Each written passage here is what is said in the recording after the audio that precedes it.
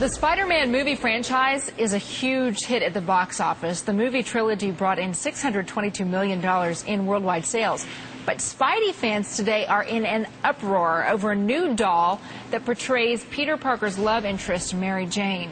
The statuette you see has a rather voluptuous MJ bending over a washing machine, pink thong panties exposed, washing the superhero's suit. But it is, after all, a doll. Matthew Atherton is the winner of Sci-Fi Channel's reality show, Who Wants to Be a Superhero? Apparently you do, Matthew, because you came in full regalia. Just so that we get it out of the way, what's your character? My character is Feedback.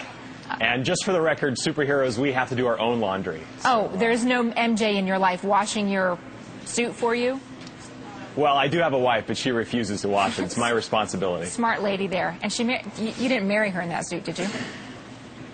No. I almost married her in my original Spider-Man suit that I had created, though, because I've been a huge Spider-Man fan ever since I was like 4 or 5 years old. Fascinating. So how do you feel about this MJ doll?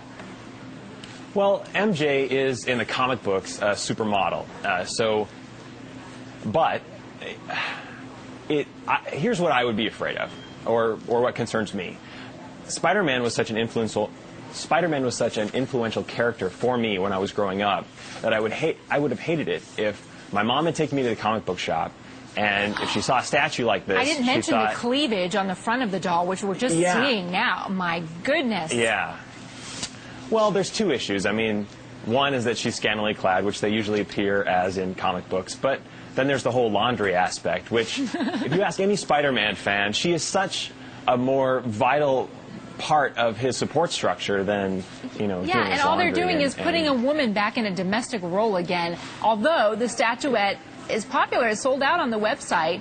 It's collectibles, their website there. So, I mean, is there really a problem? Because if we go back and show, I think we have the comic book picture of Mary Jane in the comic book. Can we show that?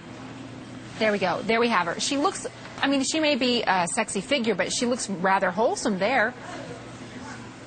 Oh, yeah. Well, that was from her first appearance. 1966, right? Yeah, absolutely.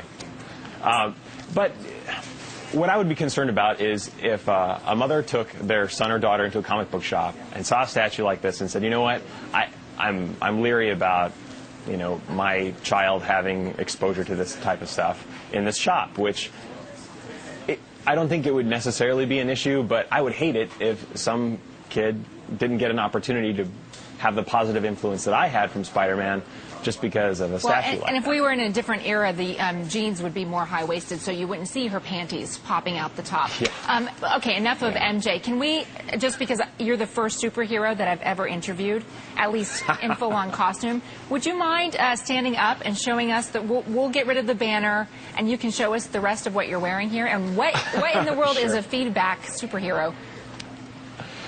Well, Feedback is a character who obtains his powers by playing video games. Is that your real body? Is that your real pecs and abs? Or is that implants? The superhero suit does accentuate my six-pack, but these are foam. The suit that I designed, I went into the show on, and then they redesigned this suit for me. Can you turn around? I know you're probably attached Sure. to everything. Oh, that looks good. That's the back. My producer is cutting me off before I get in any more trouble. Matthew, it's great to talk to you. Thank you very much. This is one for the record books. Well, look for Who Wants to Be a Superhero Season 2, which airs July 25th, and you'll see more superheroes in costume. On the Sci-Fi Channel. Got it in.